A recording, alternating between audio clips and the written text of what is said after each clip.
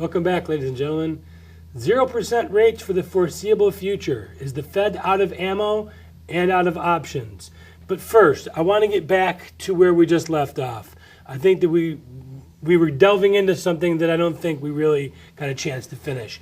The Iran, Syria, Iraq, Russia conglomeration. yes, We've talked about this many, many times over the years. We've been together for 10 plus years. yes, We've talked about the biblical side Gog of all and of it. Magog. Right. This is starting to forecast itself.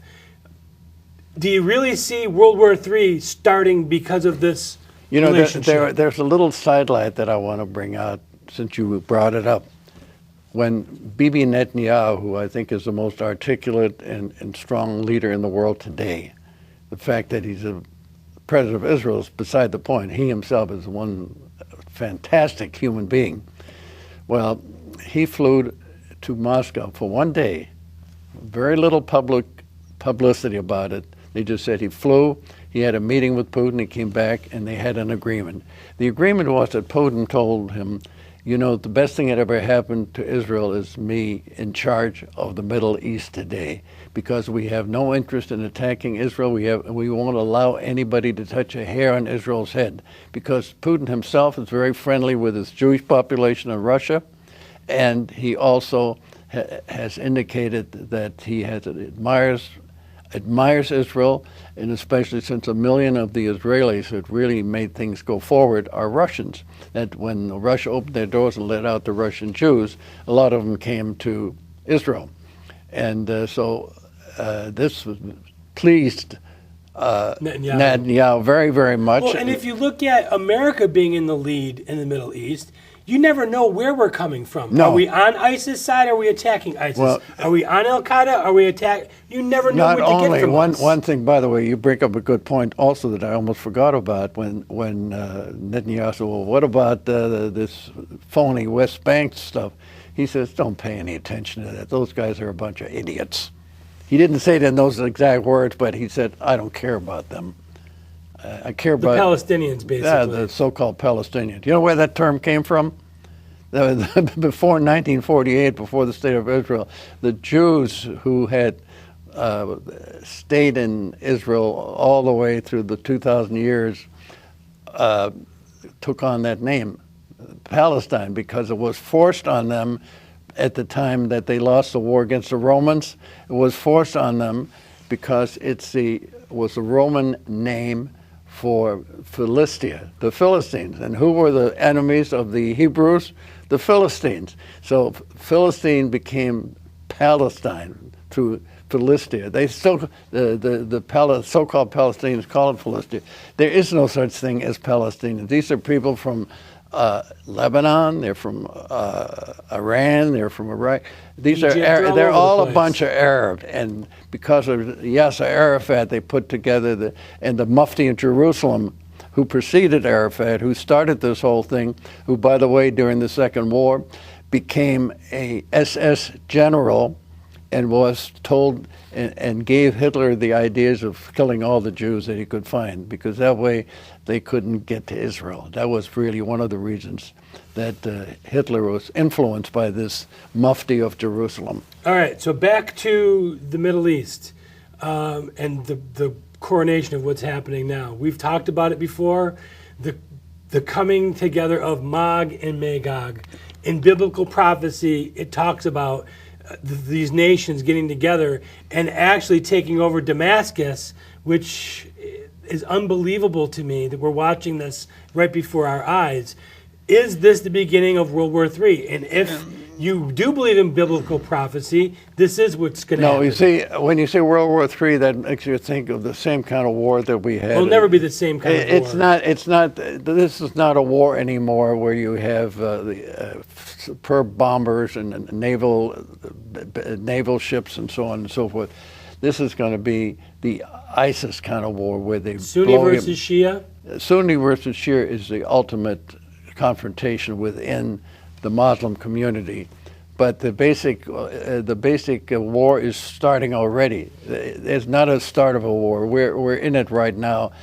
This so-called liberation of the Arab states. Oh, the Arab Spring? Yeah, the Arab Spring. What a phony, idiotic situation that was. And Obama, his big speech in Cairo where he said now the Arab peoples are being liberated and we're going to see a new chapter. He saw a new chapter. When you got rid of every Arab leader of any consequence, good or bad, the whole country went to hell. Whether it was Egypt was lucky. And that's the thing with Syria is that, okay, Assad may be a bastard, but what happens if he's ousted and ISIS takes over? Actually, Assad must stay there in order to have some cohesiveness in that country. And by the way, he's an Alawite, which is it was split off from the Shia. So he is also a Shia. So the Shias it goes again, Iran, Iraq, and Syria basically has Shia majorities. And who is the paragon of the Sunnis? Saudi Arabia. So you see this is going to be an internal war, but in this case, Putin was smart enough to figure out this is a way in to control the oil situation, because between Russia now and the oil that's in the Shia states in the Middle East, of the world's oil now. That's it. You hit it right on the head.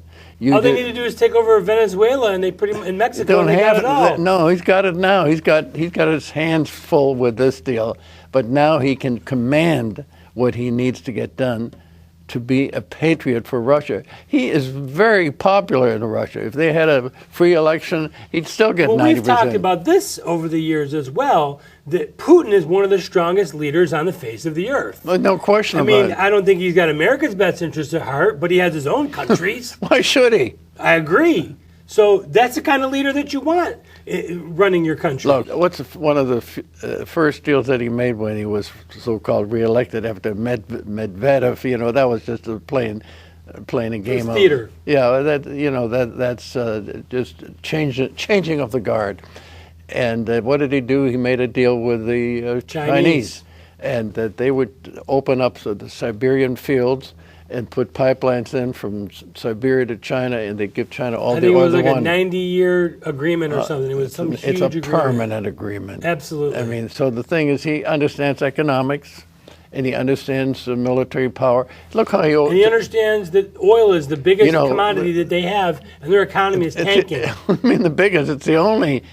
Oil and natural gas is 90% of where they make their money. And their economy is flat broke right now. Oh, they are. At armaments. But, this is one of the reasons that Gorbachev threw in the towel was not because of Star Wars. We like to talk about that Reagan pulled a fast one on him.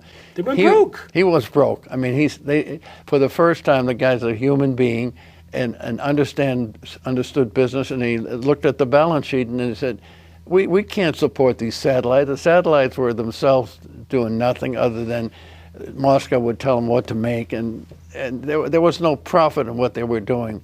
So he said the best thing they can do is get rid of all these republics that they had to support and pull it back into Mother Russia. Speaking about economies, 0% interest rates. The Fed's not going to raise rates anytime soon. Maybe ever. I don't. No. I think I heard the interview. December. Here's what Bernanke, who I have the ultimate respect for, he wrote this book, The Courage to Act, which means he and Hank Paulson, who was the Treasury Secretary, got together, and Geithner was the guy who wrote the notes, for the meeting. Those two guys would save the United States and save the Western world, if you will, from going into a deep financial depression. And the things they did is in that book, and I'm telling you, it's amazing what they were able to accomplish. It started with the Lehman Brothers going Lehman Brothers went bankrupt. Yeah. But that was like the tip of the iceberg. Everything else was going to fall apart. General Motors could have gotten out of business. Banks were stuck with these mortgage derivatives, these securities that weren't worth hundreds anything. of houses that no one could even hundreds of thousands of point houses. to as being worth anything. Well, not upside down, basically. Yes, and the point was the banks were so clogged up with this stuff they had no loan capability. They had to change the whole situation around. The banking system, by the way, today in the United States is stronger than it ever was. Our major banks are really in great shape because of Bernanke and Paulson. Well, and they're not being forced to give loans to people that can't afford them. No, of course, Obama. And that's how all these, like Bush used to come out and say, "Oh, home ownership is at a record high under me." Yeah, because they were giving houses away. Well, George W. Bush was well-meaning, but I don't think he would have ever qualified for Mensa. Yeah. So is the Fed out of ammo? Is the Fed out of options? Where are they at? Bernanke, in the interview with Maria Bartiromo this morning, indicated that they are waiting for the 2% inflation. We're not anywhere near it now. If anything, in the last couple months, wages are down, and the wages, nobody is doing it out of deliberate attempt to keep wages down.